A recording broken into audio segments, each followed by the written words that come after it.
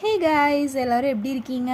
Morning எல்லாருமே breakfast முடிச்சுட்டு அவங்கவுங்க வேலையை ஸ்டார்ட் பண்ணிட்டீங்கன்னு நினைக்கிறேன். ஸோ இந்த பாக்ஸு ஸ்பெசிஃபிக்காக இன்றைக்கி வீடியோ போடணுன்னு நினச்சேன். பார்க்கவே ரொம்ப க்யூட்டாக இருக்குல்ல, எனக்கு பர்சனலாக ரொம்ப பிடிச்சிருக்கு, கலர்ஃபுல்லாக.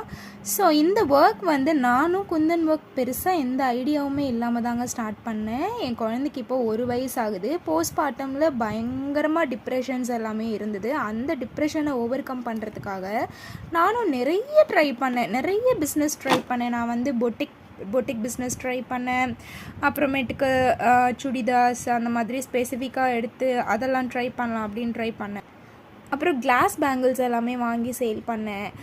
ஸோ நமக்கு வந்து எனக்கு என்னென்னா, சேல் பண்ணும், பிஸ்னஸ் பண்ணும், அதை தாண்டி என்னோடய டிப்ரெஷன்லேருந்து வெளியில் வர்றதுக்காக நான் ஏதாவது ஒரு ஒர்க் பண்ணும், என்ன என்கேஜாக வச்சுக்கிறதுக்காக நான் ஏதாவது ஒரு ஒர்க் பண்ணும், அதுதான் என் மைண்டில் இருந்து. ஸோ என்னால் குழந்தைய வச்சுட்டு என்னால் கம்ப்ளீட்டாக பார்த்திங்கன்னா பிஸ்னஸில் என்னால் டைம் ஸ்பெண்ட் பண்ண முடியல. ஸோ நம்ம எது பண்ணாலுமே அதை வந்து ஃபுல்லாக பண்ணணும், அதில் வந்து ஃபுல் டெடிக்கேஷனோட பண்ணணும் அப்படின்னு தான் நான் நினப்பேன்.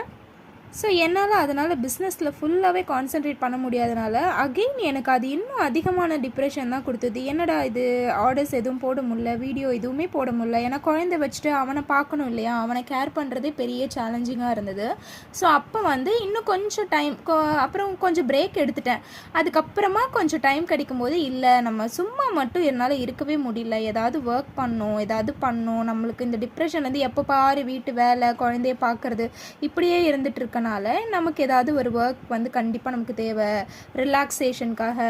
அப்போ தான் இந்த பேங்கிள் குந்தன் ஒர்க் செய்கிற ஒர்க்கை வந்து நான் யூடியூப்பில் வீடியோ டுட்டோரியல்ஸ் எல்லாமே பார்த்து நான் வந்து ஸ்டார்ட் பண்ணேன். நான் கிளாஸுமே அட்டன் பண்ணி சர்டிஃபிகேட் எல்லாமே வாங்கிட்டு ப்ரொஃபஷ்னலாக பண்ணணும் அப்படிங்கிறதுக்காக ஒவ்வொன்றா டெய்லியும் என்ன பண்ணுவேன்னா, தம்பி தூங்கினதுக்கப்புறமா அவனோட தூங்குகிற டைமில், நைட் டைமில், மத்தியானம் சாப்பிட்டுட்டு தூங்குவான் இல்லையா, அந்த டைமில் எல்லாமே நான் ஒவ்வொரு பேங்கிளாக டிசைன் பண்ண ஆரம்பித்தேன். ஃபஸ்ட்டு நீட்டாக ரேப்பிங் பண்ணுறது கற்றுக்கவே நான் ஒரு 1 வீக் டைம் எடுத்துக்கிட்டேன்.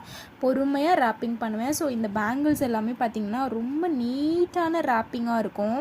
இந்த மாதிரி பேங்கிள்ஸில் தான் நம்மளோட ரேப்பிங்கோட டேலண்ட்டை வந்து நம்ம ப்ரூவ் பண்ண முடியும். பிகாஸ் இதெல்லாமே செமி குந்தன் ஒர்க் பேங்கிள்ஸ் இல்லையா.